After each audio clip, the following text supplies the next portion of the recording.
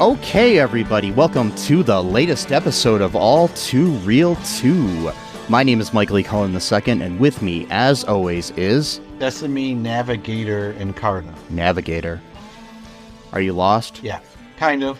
Are you like a little bit like a navigator, like in the true sense, or like a philosophical navigator that can help us all find the meaning to life? A little bit of both, really. That's good, because I have some questions for you. Sure. First one is why? Why what? Just why? No, that's my answer is why what? Oh, that's deep. Because what comes after why? Ooh, where? I don't know. Who? I don't know. When?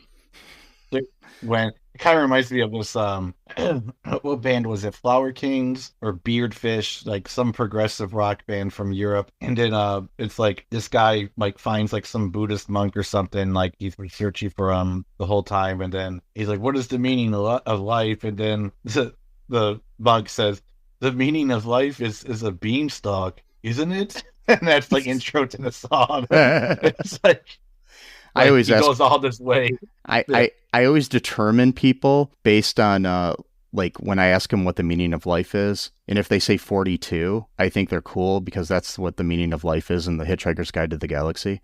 So yeah. Oh yeah, that's right. Yeah, I've had a lot of people recently, which I've been very happy with, that actually say that. A lot of people, when I answer that, they look at me like I'm insane. So you know, like, what are you talking about? Yeah.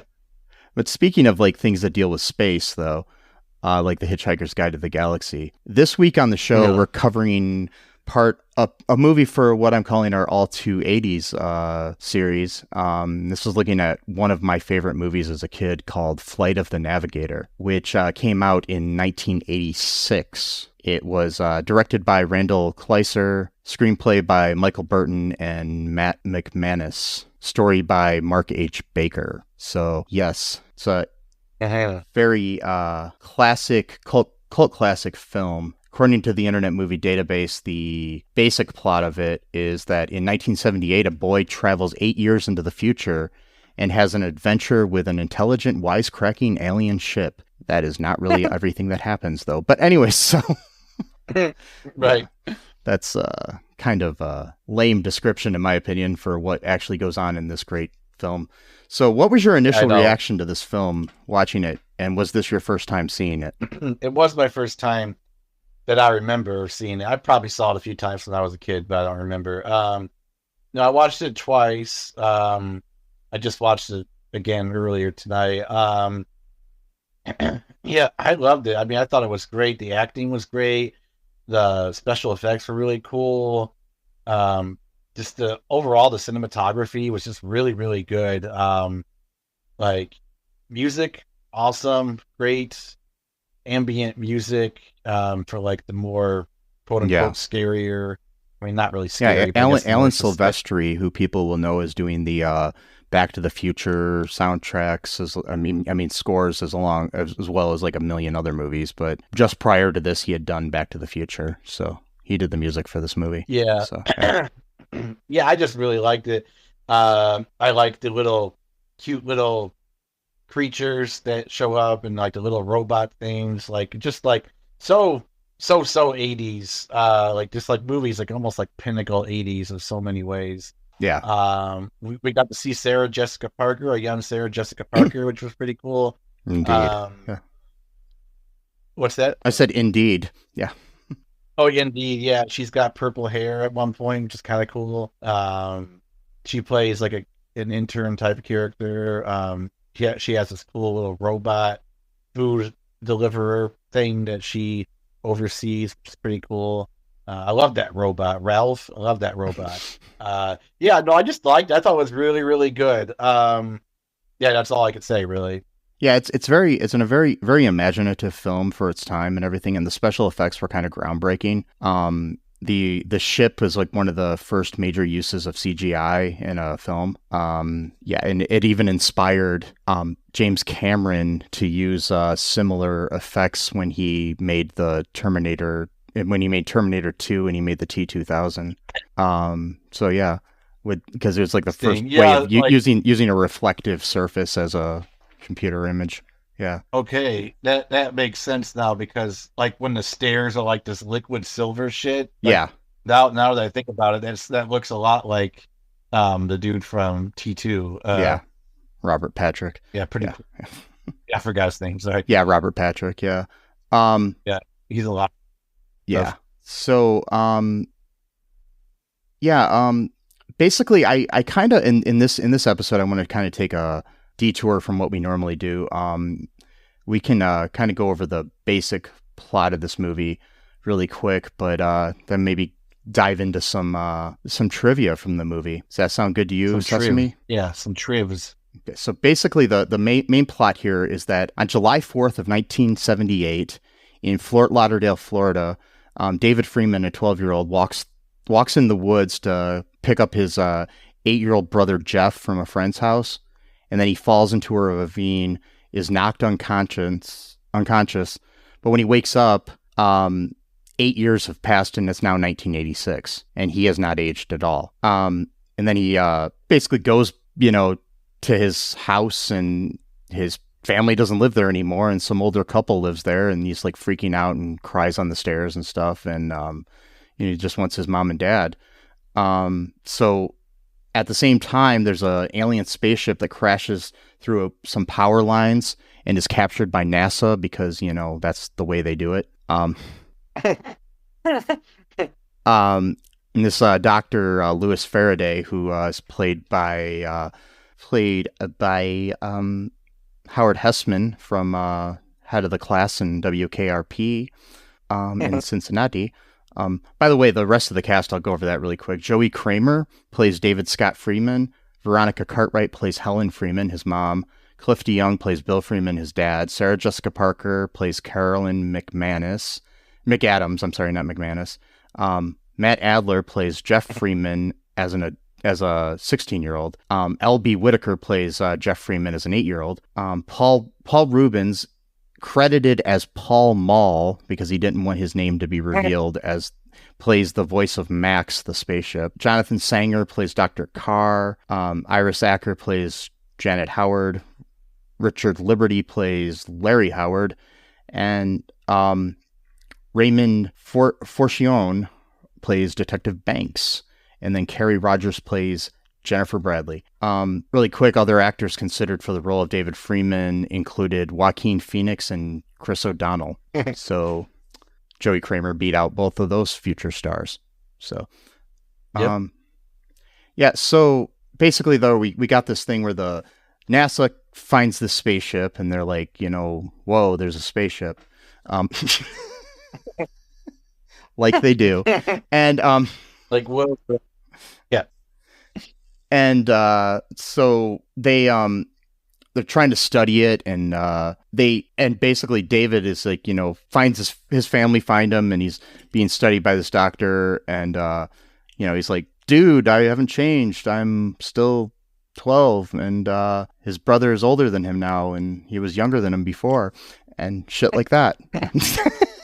Yep, that's a mind fuck right there. Yeah. But then Louis Faraday, the doctor, gets in hold of him and basically convinces David and his family to let him spend 48 hours at NASA so they can, basically use him like NASA does people. Oh, wait.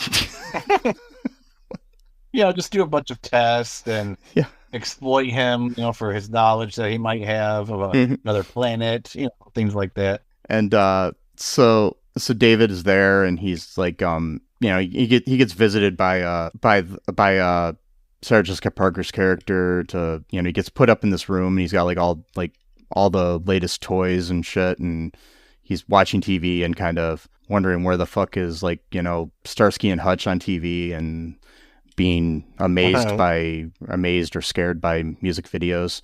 And so he secretly devises a plan to sneak out of there when he finds out they want to keep him more than 48 hours with Sarah Jessica Parker's character of Carolyn. She helps him escape through this robot thing that she has called Ralph, which is like this robot that has the food on it and stuff for no reason whatsoever, because I don't really see any point to that being there. And she could have just been delivering the food and shit on a tray or a cart or something, and didn't need like a robotic dog looking thing or something, But he's so cute. Ralph is such a cute little robot. God, he's so cute. I know he is, but I just think it's funny. I know it is, and it's such a waste of time and energy just to follow this really slow, clunky robot around, where she's the one that's even guiding him in the first place. So it's like, what's the point? Exactly. It's like it's not even like artificially intelligent or anything. It's just right.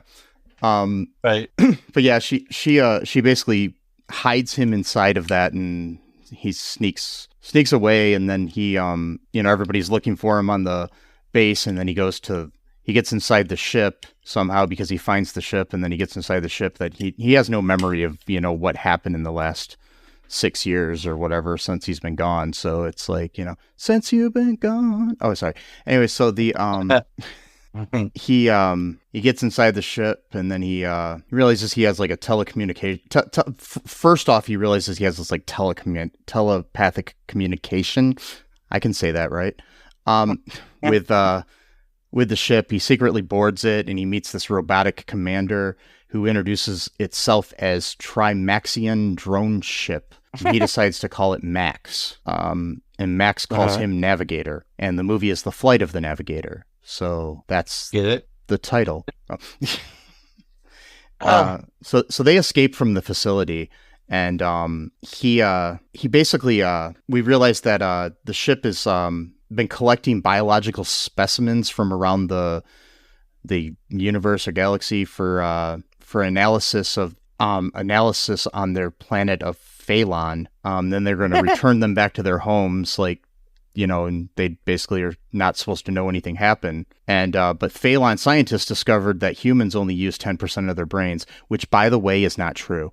Anyway, so I know that's such a myth. Yeah. I know. Yeah.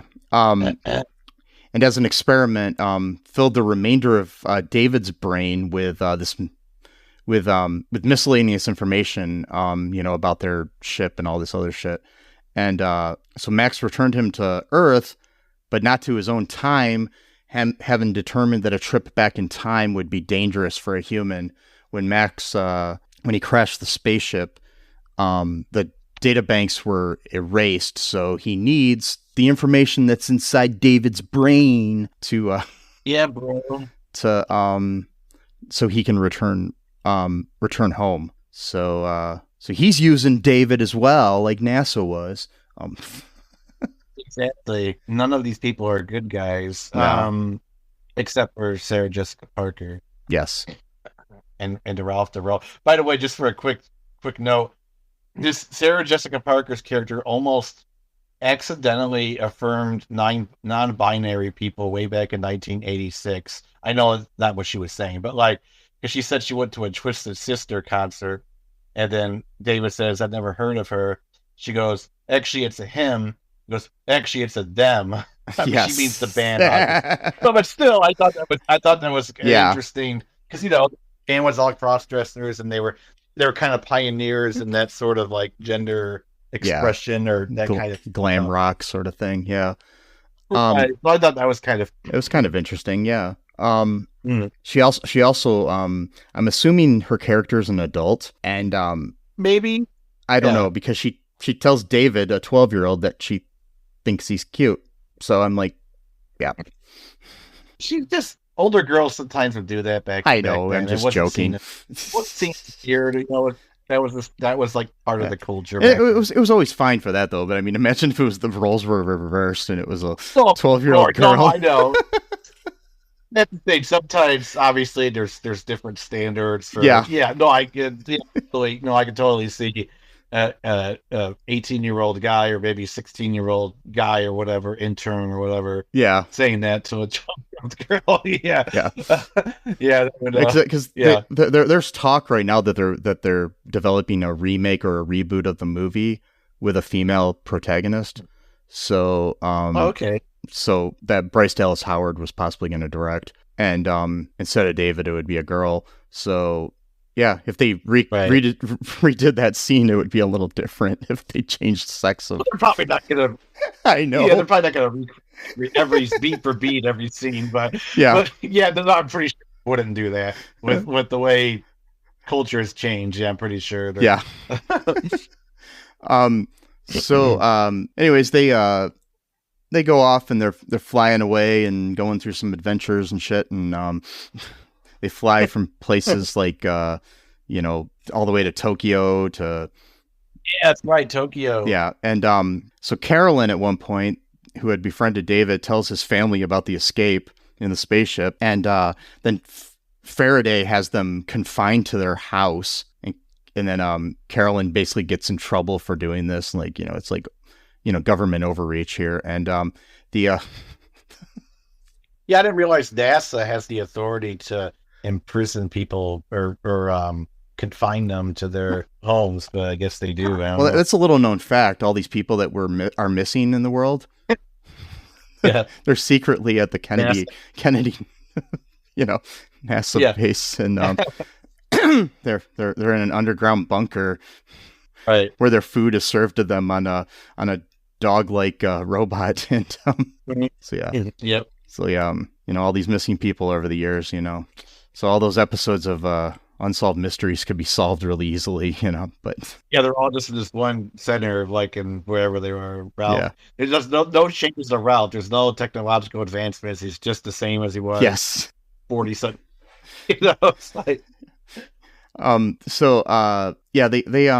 basically, he ends up stopping at a gas station at one point, and where basically there's like this they have some fat shaming of this guy that runs the gas station, which and he calls Jeff up at the house and tells him to Jeff decides to set off fireworks on the roof so they could locate the new house, because David doesn't know where the new house is. My thing about it is he called Jeff up. Why didn't Jeff give him the fucking address? Exactly. Well, I guess maybe you could argue it. Maybe they were tapping the phones, but even then they were still hearing the conversation. So, like, you know what I mean? It's like, I know. It's like Jeff, be like, we live at it's 2545 East, whatever street, like just tell them the fucking, So anyway, but maybe the ship doesn't have good GPS. I don't know what the fuck, Right. There's all these like cool specimens on the ship too as well that we find out about. One's like a gooey thing that has a cold, and there's like this cute little one that David like befriends and shit. Right. So they arrive at the house, but NASA has tracked the spaceship, and like David's like afraid that he will be institutionalized and treated like a guinea pig at NASA, which is probably true. If the remainder of his life, if he remains in 1986. Right. So he orders Max to return him to 1978, accepting the risk that he might be vaporized or killed in the process of the time travel. So he's a brave little kid. And then he basically returns, walks home, finds everything now as he left it. And during the 4th of July celebration, Jeff sees this little, creature that David befriended in David's backpack. The thing is called a Puckermarin. Puckmarin. Puckmarin, not Puckermarin. Puckmarin. Okay. Puckmarin, yeah. It's a little known, it's spelled differently, but it's a little known relative of Mark Maron. And,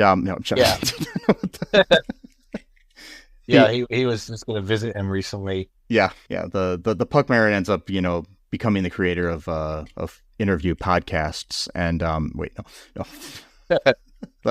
So then the fireworks are going off in the sky, and then the spaceship flies home across the fireworks and says, "See you later, Navigator," and then laughs similarly to Pee Wee Herman. So that's our plot. Do you want to hear some trivia here? Yep, sure. Okay, so it did not begin its life as a Disney film because it was released by Disney in the United States, but not elsewhere actually too. So it's technically a Disney film, but not really a Disney film.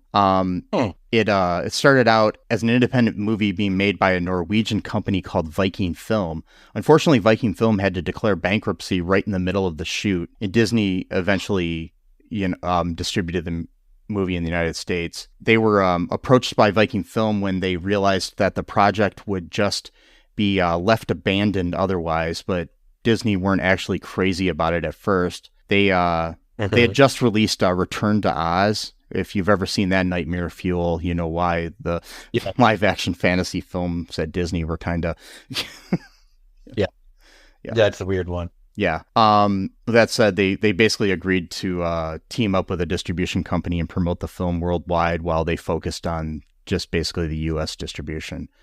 There's numerous connections to Grease in the film, to the movie Grease.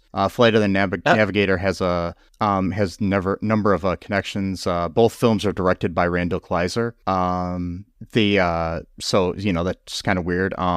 Later on, though, Randall Kleiser also directed Honey, I Shrunk the Audience attraction at Disneyland, which explains why Disney were eventually, happy with him and stuff. As for other Grease references, the movie is set in the year that Grease was made at the beginning in 1978. Also, there's a scene where they're in a car and on the radio in the car, You're the One That I Want from the Grease soundtrack is playing.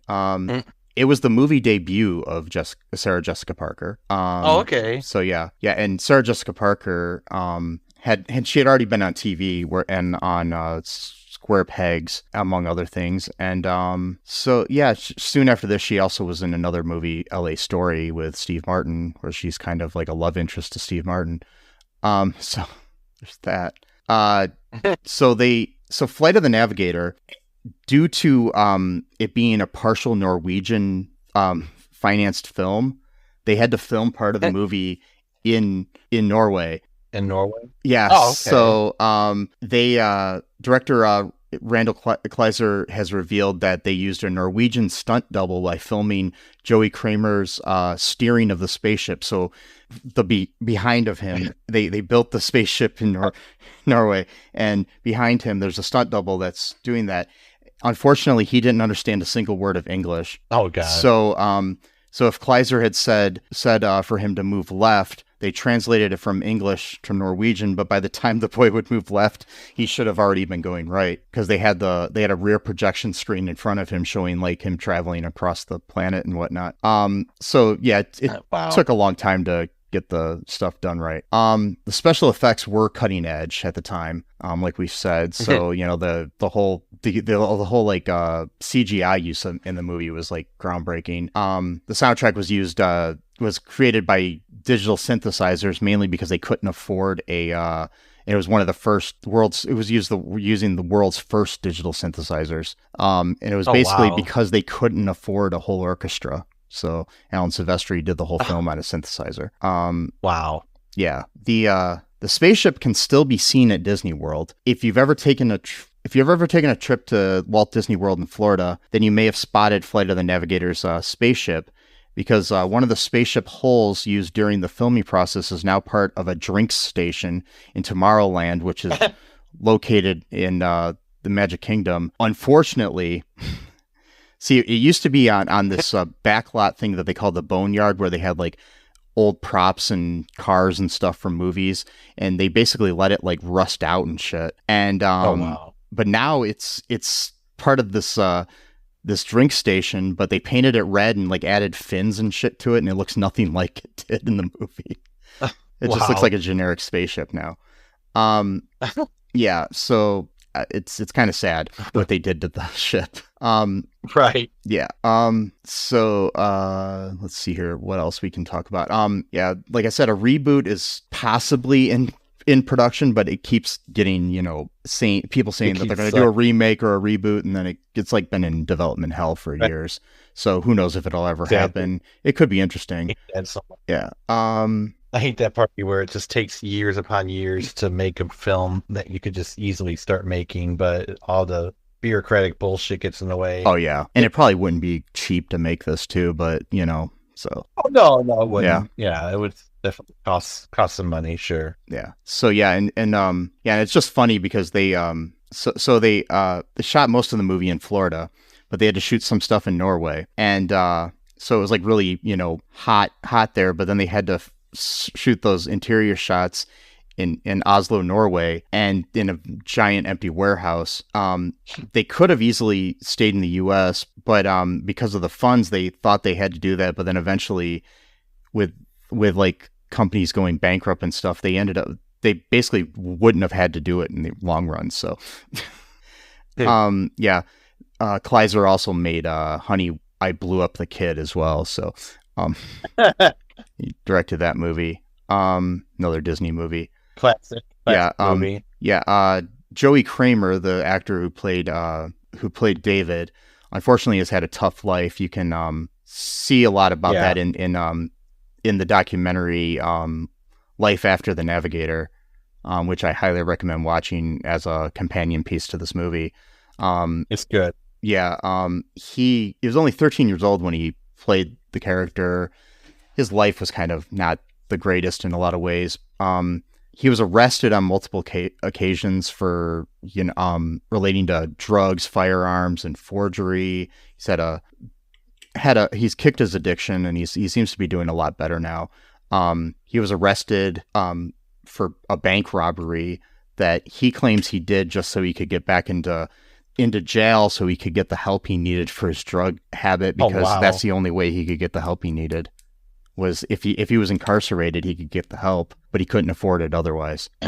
Or also too, with rehab, you could sort of check yourself out. Yeah.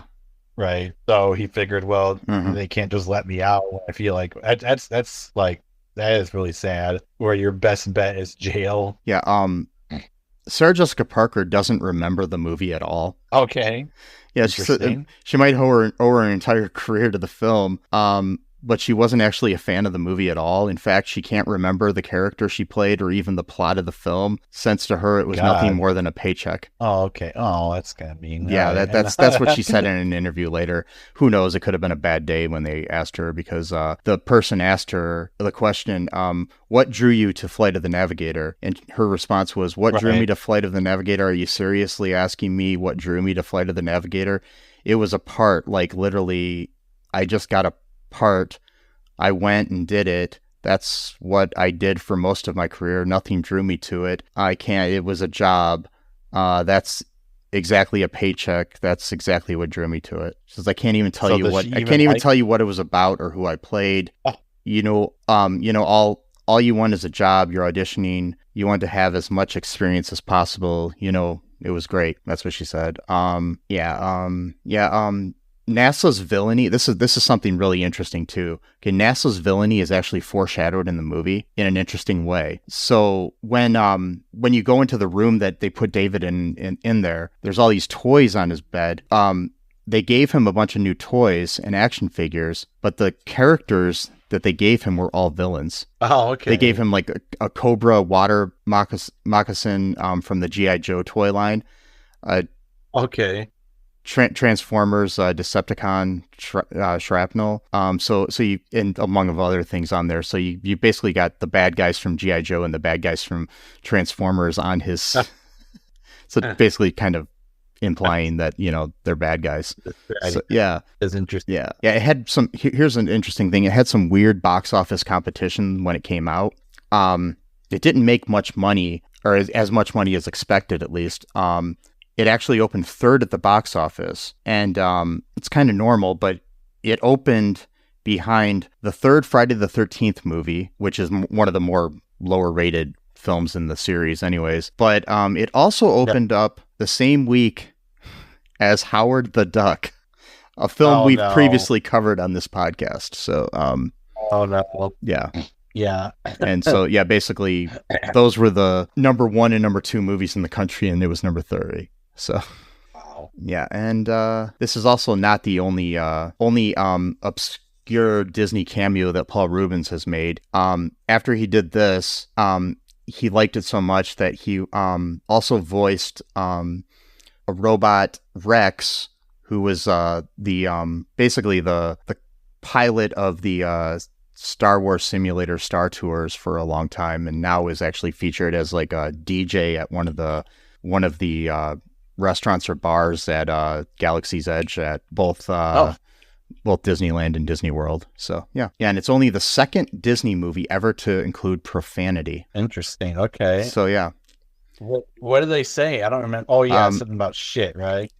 Basically there was like gods and dams or something in it, and there was also something like shit from him or something. Yeah, like that. and the only other movie that was actually distributed by Disney was Popeye. So and Popeye had some swearing in it. Yeah, with Robin Williams and Shelley Duvall. Yeah, so that's basically what I got about this movie. You got any other things you want to say here? No, not really. I mean, I only watched part of that documentary, and yeah, you already said kind of what the parts I saw from it about him. Yeah. Having, a drug issue, him having although it is interesting because they were saying that he was able to cry almost on command, and like, yeah. So I'm already thinking like, okay, already kind of emotionally sensitive. That's kind of, yeah. Sometimes, not always, but sometimes an indication of like, maybe like some kind of a mental illness or something. Yeah, I mean, his dad really wasn't in his life and stuff, and so that kind of contributed to a lot of it. So yeah. Yeah. But yeah, and at one point, his dad actually told him to kill himself. Oh geez, that's terrible. Yeah, they patched it up before his dad died, but still he was having some issues and just wanted to talk to his dad, who he had not really talked to most of his life. And his dad, who was 20 years older than him, says, think you got problems. I got 20 years of problems on you, man. If you're so depressed, you should go jump off a bridge or something like that. Told him. I can't remember exactly, but it's just really sad. That would really fuck with you. Yeah. Yeah, no, totally. Yeah, I mean, it's kind of a sad backstory, but it's good that Joey Cramer seems to have cleaned up his act and he's, gotten the help he needs and everything. So I'm glad for that, and I hope that continues. And he's getting back into acting a little bit here and there, so I hope he does, because he's a good actor, So yeah. Other than that, I think that's all I have to say about it. I mean, I still think it holds up. It's a really good movie. I think, even younger kids would enjoy it. But folks, thanks for listening. Want to remind you to go check out our website, all2reeltoo.com. You can also check out our social media. There's links to all that on there. Also, be sure to subscribe and share the show. Give us a 5-star review if you can. Check out our TeePublic and our Patreon. Those are good ways to support the show. Also, just, tell people to listen. Anybody you encounter, if you got a spaceship and you want to travel the world or the galaxy and tell people to listen to this show, that'd be great. I mean, if you know any Phalons and you want them to listen to the show, let them know, because I don't think we have any. To be honest, that would be good. I was gonna say, I just don't think we have any Phalon fans yet. So no, probably not. I was saying, although I would probably be more interested in exploring the stars than doing the podcast for a while. I think I would just be hanging out in a spaceship. Nah, we could do the podcast from the spaceship. We carve out an hour a week. That's not a big deal. And like, okay, it's time for you to do a navigating computer, Max. We're gonna do our podcast right now. We'll let you know when we're done. Yes, Can I join? Yeah, maybe. He could be our third co-host. And if you'd you'd like to hear an episode like that, join our Patreon and you can request that, and we'll record an episode co-hosted by Max. We'll figure out a way to make it happen. Find a way to somehow resurrect Paul Reubens. Yes. Somehow. Yes. I think we can do it. Might involve like a seance or something, but we'll do it. Got a lot of confidence that we can just resurrect Paul. We can resurrect dead celebrities. I mean, why not? The Mormon Church thinks they can baptize dead people, or to make sure that they are in heaven now or whatever. And recently some politician in Michigan had an ad that he had for his campaign where he used AI to create a digital recreation of Martin Luther King's voice to basically tell people to vote for this guy. Of course, the guy was a Republican who has views that are completely opposed to the views of Martin Luther King, but whatever. Of course, that's what it always is. That's crazy, look it up. It's creepy. The guy says something like, I had another dream, and it's to vote for... Vote for this dude that I don't agree with. Yeah, basically. No, that's like generally like psychotic. Like he thought of doing like that. Oh boy. Oh my God. Yeah, don't do that, folks. But so yeah, just don't. Yeah. So just remember, folks, that I love you. Someday we'll navigate the world together in the universe. Sesame loves Hopefully. you. Yeah. And until next time, bye-bye. Thanks for listening to All2ReelToo podcast, a Cullen Park production. Produced and edited by Michael E. Cullen II. Music by Matthew Hawes. Subscribe and share the show. Visit us at cullenpark.com.